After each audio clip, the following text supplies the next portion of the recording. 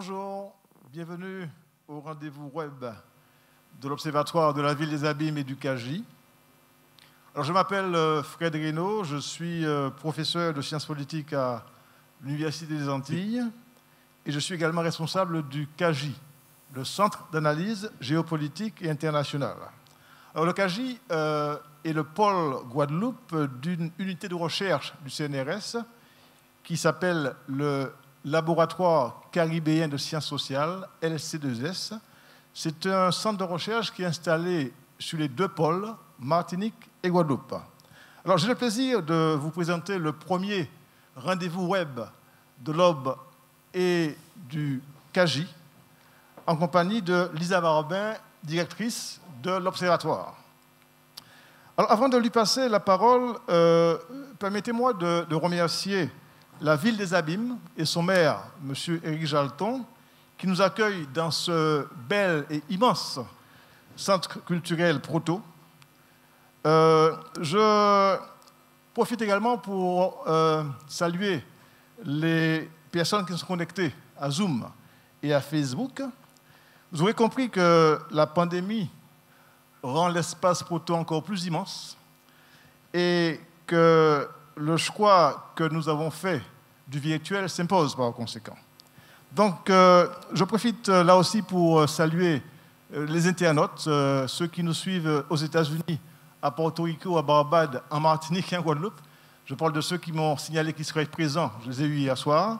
Donc, je passe la parole tout de suite à Lisa Barbin. Merci beaucoup, M. Reynaud. Donc, bonjour à tous, aux internautes, aux connectés sur Zoom. Bonjour aux internautes qui nous suivent sur le Facebook de la Ville des Abîmes et sur le Facebook Live de Canal 10. Alors, je suis Lisa Barbin, la directrice de l'Observatoire territorial de la Ville des Abîmes. L'Observatoire territorial, c'est un outil d'aide à la décision, donc au bénéfice du maire, de son équipe municipale, des cadres et des agents qui mettent en place l'action publique. Nous intervenons donc sur deux axes, sur la collecte de données qui nous permettent de mieux connaître et maîtriser le territoire, et également sur l'évaluation des politiques qui va nous permettre de questionner l'action publique et savoir si elle répond bien aux besoins des administrés. C'est dans ce cadre que nous avons une convention de partenariat avec le CAGI. L'objet de cette convention est multiple. Donc, le CAGI nous assiste sur la mise en place de questionnaires, d'enquêtes, pour toujours justement sonder le besoin des administrés de la Ville des Abîmes. Le CAGI aussi, nous travaillons aussi avec le CAGI sur la formation des étudiants de Master 2, étudiants qui sont aujourd'hui avec nous et qui vont justement poser les questions directement à M. Rosan Mounier, notre invité du jour, mais nous reviendrons sur le dispositif dans un instant.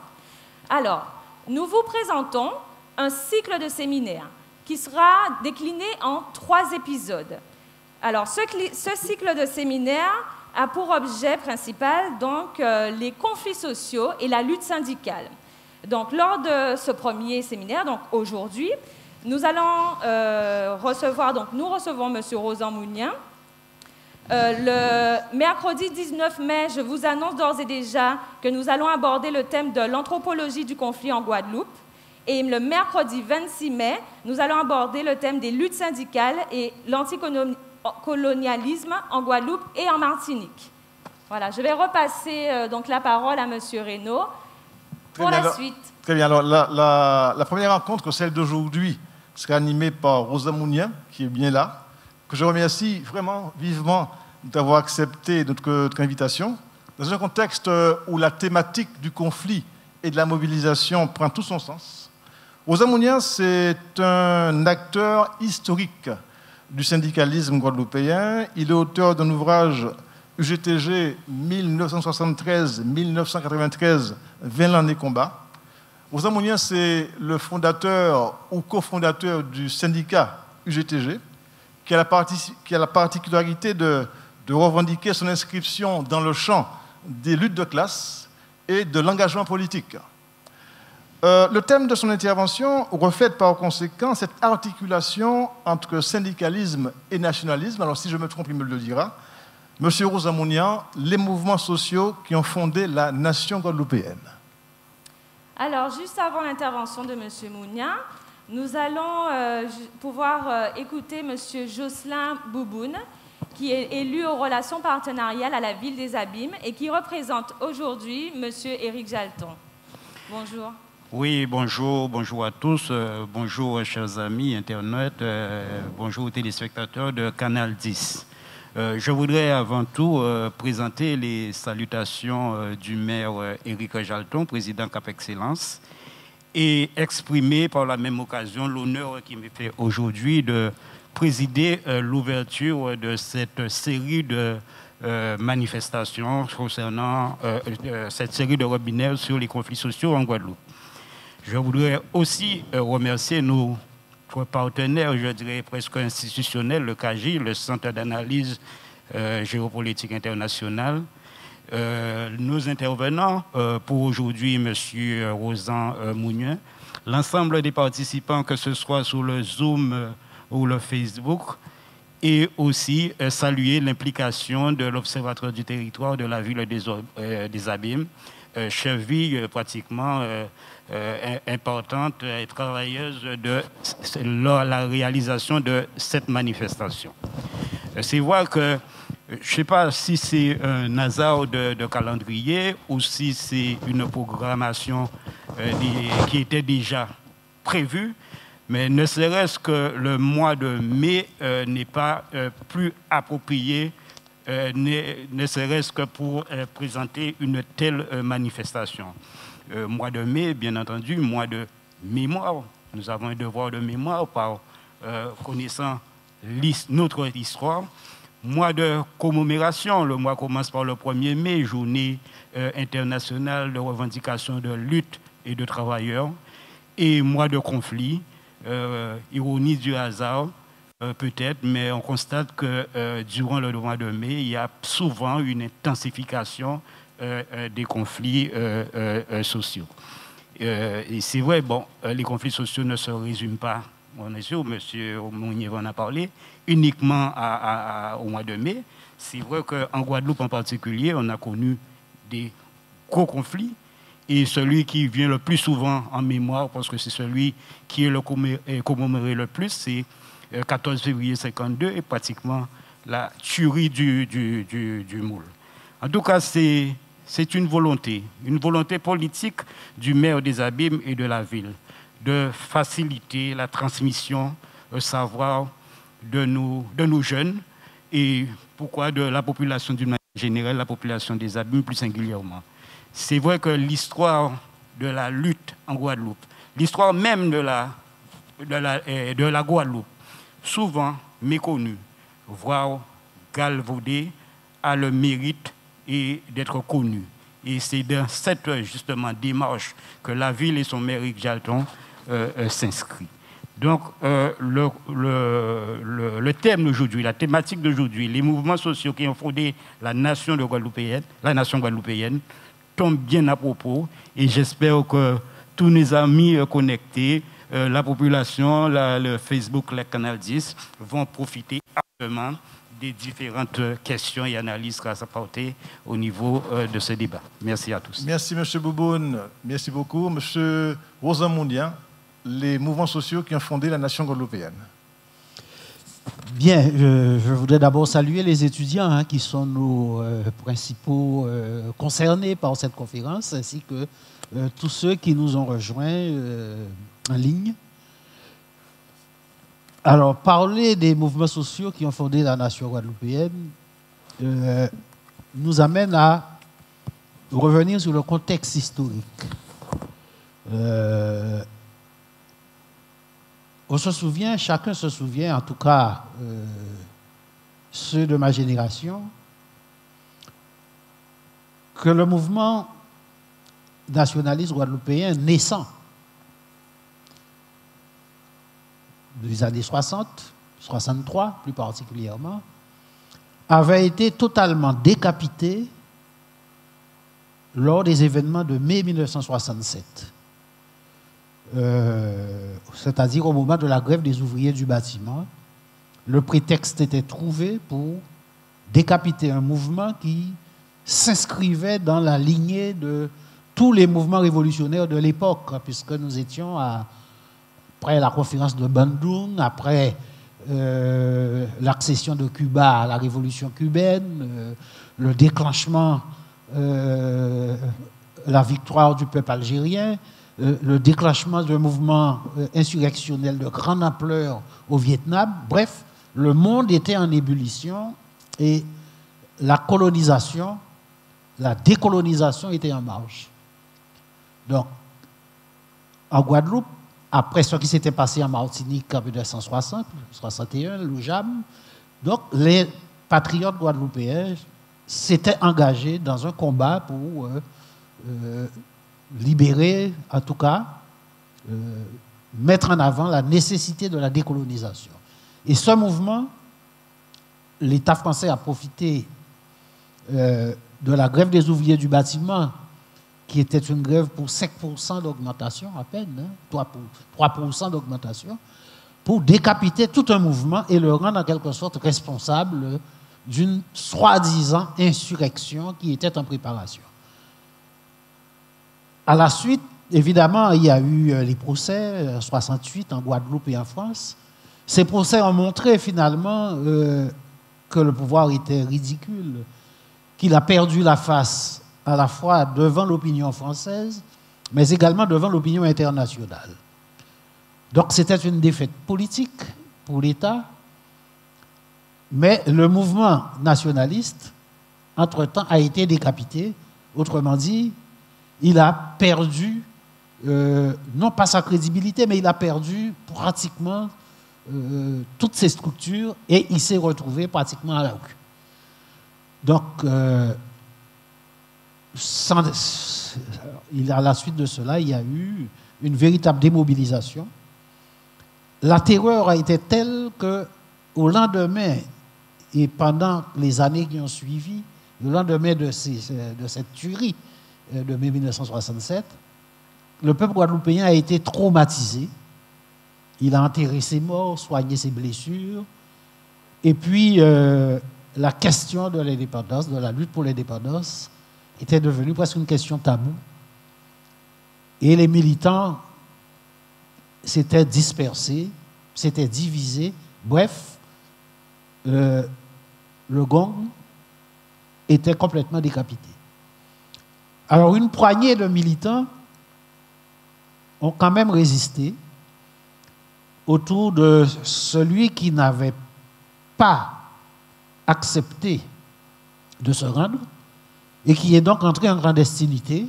Je veux parler de Louis Théodore, qui avait été condamné d'ailleurs par contumace. Et autour de lui, quelques militants ont commencé, dans le marronnage, à réfléchir et à remettre, à faire le bilan de ce qui avait été fait.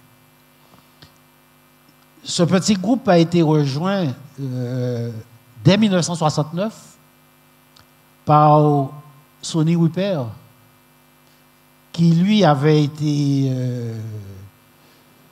condamné pour désertion parce qu'il avait refusé de combattre le peuple algérien et s'était engagé dans l'armée du FLN aux côtés du peuple algérien. Il a entre-temps quitté l'Algérie, transité par Cuba avec sa famille, et il est rentré en Guadeloupe clandestinement pour rejoindre Théodore et constituer un petit groupe que l'on a appelé les démissionnaires du Gong. Ces démissionnaires du Gong, démissionnaires parce que ça leur laissait les mains libres pour travailler à l'émergence d'une nouvelle organisation. Et quelques militants anciens du Gong les ont rejoints et des militants nouveaux, issus principalement de l'association des étudiants guadeloupéens, la GEG, qui était sous le territoire français. Donc, ça a constitué le groupe des démissionnaires. Et c'est ce groupe des démissionnaires qui a repris le flambeau du mouvement et qui s'est transformé par la suite en un parti politique clandestin appelé le PTG, Parti des travailleurs guadeloupéens, un parti d'obédience marxiste. Donc, la résistance s'est organisée dans la clandestinité Et même les militants qui avaient une vie civile, avaient un mode de fonctionnement qui permettait de protéger ceux qui étaient dans la clandestinité.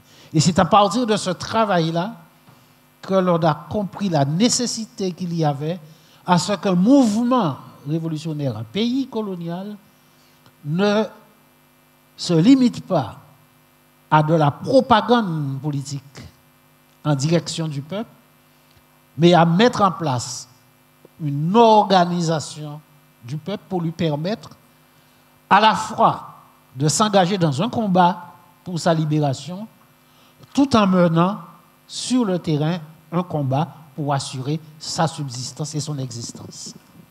Et c'est ce mouvement-là qui a donné naissance, dès décembre 1970, à une organisation des travailleurs de la terre.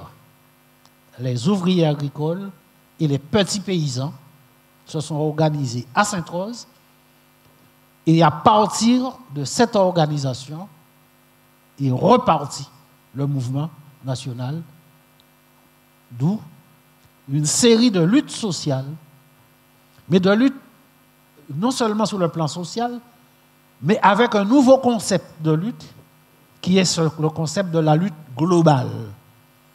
C'est-à-dire qu'un travailleur, quel qu'il soit, ne lutte pas aujourd'hui sur le plan syndical et demain sur le plan politique. Il y avait une telle distanciation dans le concept de la lutte hérité des partis traditionnels et des organisations syndicales traditionnelles, où on disait que les syndicats ne doivent pas faire de la politique, que la politique c'est l'affaire des politiciens, le syndicalisme c'est l'affaire des travailleurs. Donc il fallait inventer un concept de lutte globale qui permette aux travailleurs, à la fois dans leur quotidienneté, d'aborder, de traiter de toutes les questions qui concernent leur vie, qu'il s'agisse de questions économiques, de questions sociales, de questions éducationnelles ou de questions politiques. Et c'est de là qu'est parti en quelque sorte le mouvement patriotique guadeloupéen. Voilà un peu pour introduire le sujet. Et ce mouvement, bien entendu, il va à la faveur d'une conjoncture particulière. Nous sommes en 1970, c'est-à-dire 2 ans après l'instauration du mode de paiement de la canne à la richesse.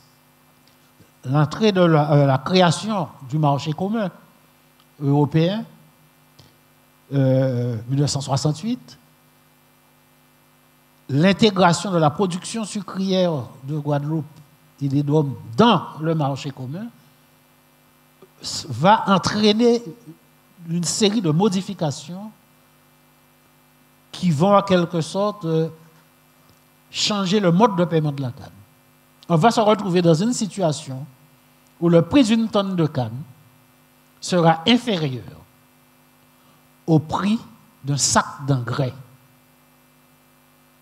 Donc, ça sera véritablement un processus d'appauvrissement des paysans, des petits paysans et des ouvriers agricoles qui va se mettre en place. Donc, ça va gronder dans les campagnes. Donc, en 1970, les planteurs de canne vont, lorsqu'ils vont toucher le prix de la canne,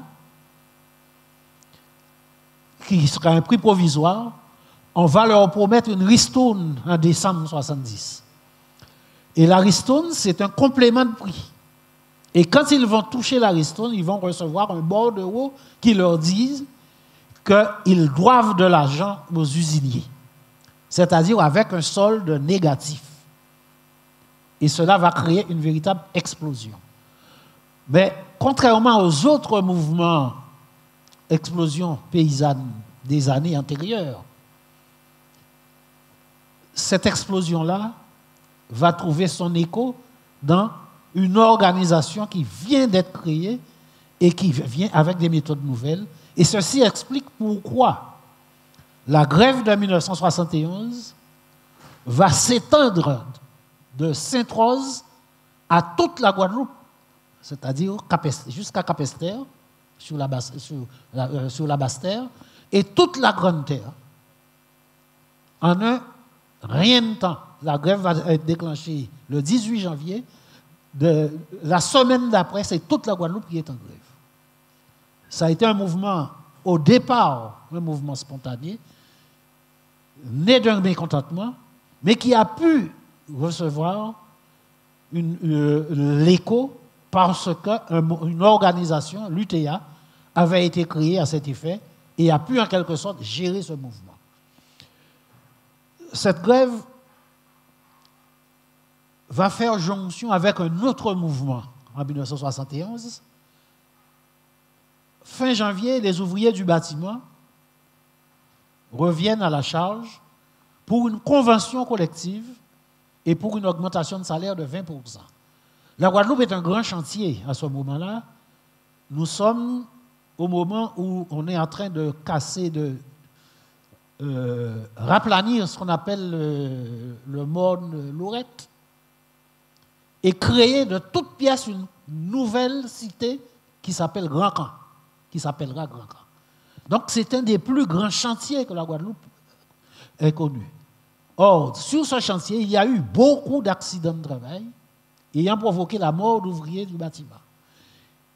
Ensuite, les ouvriers étaient mal payés, les conditions de travail étaient déplorables, et une organisation syndicale dirigée par un militant ancien de la vérité, qui est Théodule d'Estival, va donc décider de rentrer en grève et de durcir le mouvement. Ces deux mouvements vont faire jonction. La grève dans l'industrie sucrière et la grève des travailleurs du bâtiment. Et cette grève-là va entraîner un mouvement de solidarité sans précédent en Guadeloupe, où on a vu que des enseignants guadeloupéens, contre l'avis de leur syndicat, qui était un syndicat français à l'époque, la FEN, vont décider de se mobiliser et de soutenir les travailleurs.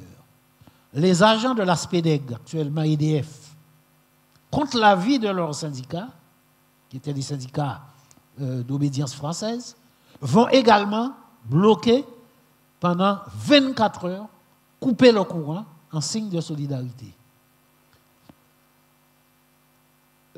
La jeunesse, toute la jeunesse, une grande partie de la jeunesse va s'engager dans ce combat. Les artistes et les étudiants. Les étudiants, alors l'université n'existe pas encore, mais il y a l'Institut Visiose qui forme les étudiants en droit, et puis il y a le CESL, c'est le Centre d'études supérieures littéraires, qui est abrité dans les locaux de Bainbridge. Donc, le Centre d'études antillo-guyanais regroupe des étudiants guadeloupéens, martiniquais et guyanais. Ces étudiants vont rejoindre également le mouvement avec les lycéens et ça va créer un grand mouvement de solidarité. Ce mouvement de solidarité va en quelque sorte transcender et l'ensemble, une partie importante de la population guadeloupéenne va se sentir solidaire des travailleurs de la canne et des travailleurs du bâtiment, si bien que la Guadeloupe sera en grand bouleversement pendant cette période. Il y aura une répression qui ne sera pas du même type que celle de 1967, mais beaucoup de militants vont être arrêtés. Les CRS vont intervenir à Bainbridge, ils vont intervenir à Visiose également parce que ça devenait un foyer révolutionnaire. Ils vont arrêter 19 travailleurs agricoles, dont 3 vont passer 2 semaines en prison, plus un artiste qui était un jeune artiste, il revenait du service militaire, il s'appelait Guy Conquête, qui aura poussé l'outrecuidance à aller chanter et battre et jouer du gros cas sur un piquet de grève à Jabrun pour soutenir les ouvriers agricoles. Et c'est à partir de l'arrestation conquête qu'une grande partie de la jeunesse va, en quelque sorte, se révolter. Il y aura un procès à Basse-Terre où Conquête sera jugée en même temps que les syndicalistes, notamment Land, Gostimen, Ardent, et finalement, ils seront libérés et il y aura une véritable prise de conscience. À partir de ce moment-là, le mouvement va s'ancrer dans la conscience des Guadeloupéens. Pourquoi? Parce que voilà un mouvement au cours duquel il était question essentiellement de revendications salariales, 27 francs pour la journée de travail, 67 francs pour le prix de la tonne de canne en fonction de son prix de revient indépendamment de la richesse. Les ouvriers du bâtiment demandaient 20% d'augmentation, une convention collective. Voilà, c'était ces revendications. Il n'y avait pas de mot d'ordre politique. Et pourtant, il y a eu une conscience politique extraordinaire qui s'est développée parce que les travailleurs, la jeunesse, ils se sont rendus compte, de par l'attitude du pouvoir